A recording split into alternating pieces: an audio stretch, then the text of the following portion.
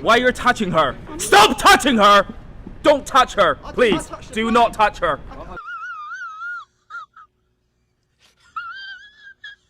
Please, you are not the same age. Please do not touch her. Don't touch her. Please don't touch her. Please don't. Yeah, don't touch her. Don't touch her. What's the problem? What's the problem? Don't shoot him. Don't shoot him. Please don't touch her. Please don't touch her. Please don't touch her. No, wait, don't touch her. Don't touch her. Do not touch her. Do not touch her. I'm not touching Do not anyone. touch her. Do not touch her. I don't know why Do you not get- touch her. Do not touch her. Do you wanna keep Do saying not that? touch her. Do not touch her. Are you minding? Yesterday, I released a video showing the mainland Chinese reaction to the Brendan Kavanagh versus the Chinese group. I mean, what do you want to call them? There's a lot of different things we could call them. Trust me, I see all the comments. I know that there is definitely more than meets the eye to this group, but I'm not going to get into that here. You all can see that for yourselves, and at this point, it's not a secret. Well, being that I'm living here in mainland China, I wanted to see how people here are reacting to it. Confession time, ladies and gentlemen. I typically try to avoid Chinese comment sections like the plague because I have browsed through there before on certain topics, for example, September 11th, pandemic related things, and the list could go on. And a lot of the comments I saw from mainland Chinese during those times was not only alarming, but it was also quite hurtful. And it really just sucked the joy right out of me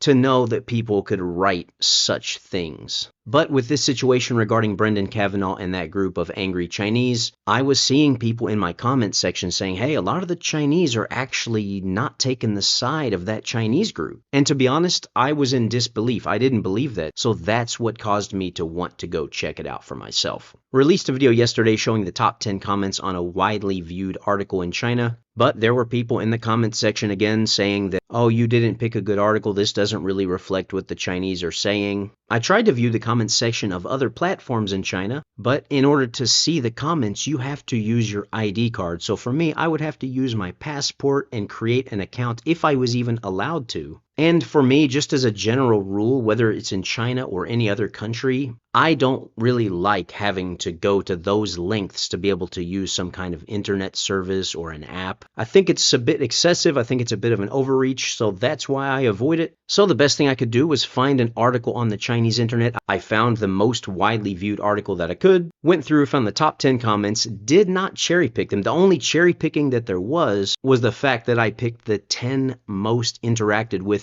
and most upvoted comments, which I think is the logical way to approach this. But again, based on the feedback I was getting from you guys in the comment section, I said, well, you know what? Maybe I need to go check out another source. Let me go to WeChat and see what I can find. Because keep in mind, the only thing that I want to do is see what's actually being said. There is no agenda on my part. There is no bias on my part. If the comments are good, they're good. If they're bad, they're bad, and you will see them as they are. Because this is the only way to approach it, is I'm picking the 10 most upvoted comments, because in a comment section with hundreds and hundreds and hundreds of comments, that's the most logical way to approach this. So in this video, we go to WeChat, China's most popular app. You have to have it just to be able to function in life. You use it to communicate. You use it to book train tickets, plane tickets. You can use it to call a cab. You use it to book hotels. You use it to pay for things. Basically, it's an everything app. If you've heard Elon Musk talk about it, he said he would like to turn Twitter or X into something similar. So I found a video of this situation on WeChat that had gotten a lot of views. I went to the comment section, and fortunately, I was actually able to see the comments. Now, granted, I do have a WeChat account because in China, you basically have to have one to be able to function in society and daily life. So we're going to go through these top 10 comments. These are a lot shorter and more concise than the last video, but they're also mind-blowing. I've got to be honest, these comments really surprised me, and I think they're going to surprise you as well, and you need to hear this, guys, because it's really easy for a situation like this to kind of get blown out of proportion and to create a lot of animosity where maybe there doesn't need to be as much as you think. And I'm not referring to that group of what seemed to me to be a group of entitled brats there at St. Pancras Station. They came across to me as extremely entitled, unreasonable, and annoying.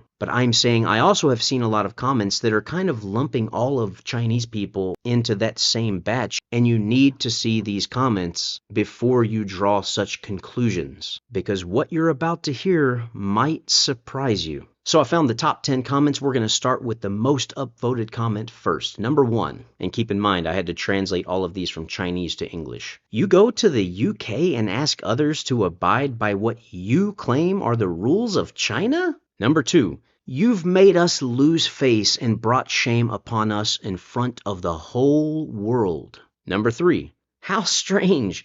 You walked over there by yourself. Number 4, they didn't film her. She walked into the shot herself. Number 5, why go to a public place if you're wanting to do a private shoot? Number 6, don't touch her. That was quite a venomous line. Chinese tips on how to quarrel. Number 7, you said you're a foreigner, so why are you holding the Chinese flag? They didn't take any video of your performance. Number 8, sorry, but I want to ask, if you want to shoot private videos, why don't you go find a place where there are no people to do it? If you shoot in a public place, you should expect that someone might catch you in their pictures or videos. This is the era of self-media. In fact, you also wanted to use that piano, but unfortunately you ran into a foreign self-media blogger who was taking advantage of that particular public resource to live stream that day. You ended up having to wait a long time, so problems ensued. And then there's the last sentence that I can read it, but I don't really get what she's saying. I translated it like this. There's no such thing as being patriotic or unpatriotic, peaceful or not peaceful. So if we have any native Mandarin speakers out there that can help me get the context on that last sentence in her comment, I would really appreciate that. The one where it says, 不存在爱不爱国,和不和平的事情. Comment number 9.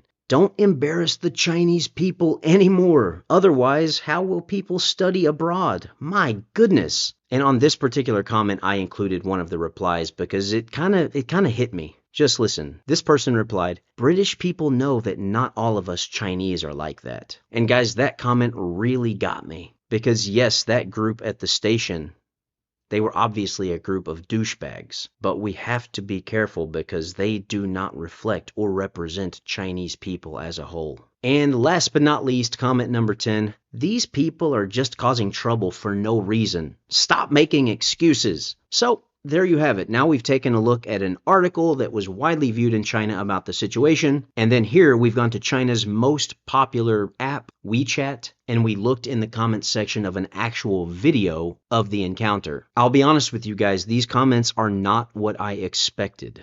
And I have seen a few of you in the comment section saying that I'm trying to cherry pick comments that just make the Chinese look good. Well, you couldn't be further from the truth. Like I said, I initially expected to see the Chinese siding with the other Chinese and kind of joining into the nationalist fervor and turning this into an us versus them kind of situation, which, to be fair, is quite common in China. But this situation is truly surprising me. And my takeaway after making these two videos is that it seems like a lot of Chinese people here in the mainland who have watched these videos and at least sort of followed the situation with Brendan Kavanagh and that Chinese group there at the train station in London, it seems that a common sentiment amongst the mainland Chinese is they feel that this group is causing China to lose face and negatively impacting all Chinese. It's also showing me that the Chinese are handling this with a pretty good sense of humor. And when I say that, I mean they're not taking the side of that Chinese group. They're basically turning them into a meme, especially Mr. Don't touch her! Don't touch her! And beyond that, from looking through these comment sections, it seems like the top comments, or the most highly upvoted comments, have for the most part been pretty rational, mature, and reasonable. So that's going to wrap it up for this topic. I hope you all have found this interesting. If you'd like to learn more about WeChat and what it is, just go do a Google search. You can learn a lot about it. It's basically the everything app in China. And also, obviously, I can't get to every comment, but I do read through them as much as I can. And I see a lot of the things you all say, a lot of the questions you ask. I've seen a few people ask me, why am I living here in China? Well, that's all a really long story, but I will say this. If you would like to learn more about me, and if you would like to follow my adventure, please consider subscribing to the channel. Generally, I do travel videos. I go to a lot of different places around China. And also, when I get the chance and have the free time, I get out of China and do a little roaming in some other countries in the region as well.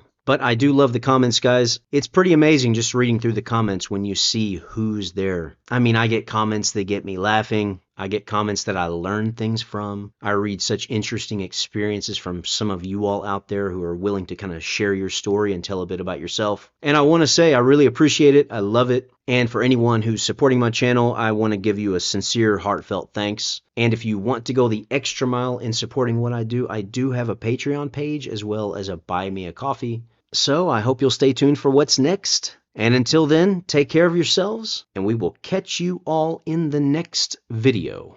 下次再见. I'm sorry, this is the end of the conversation.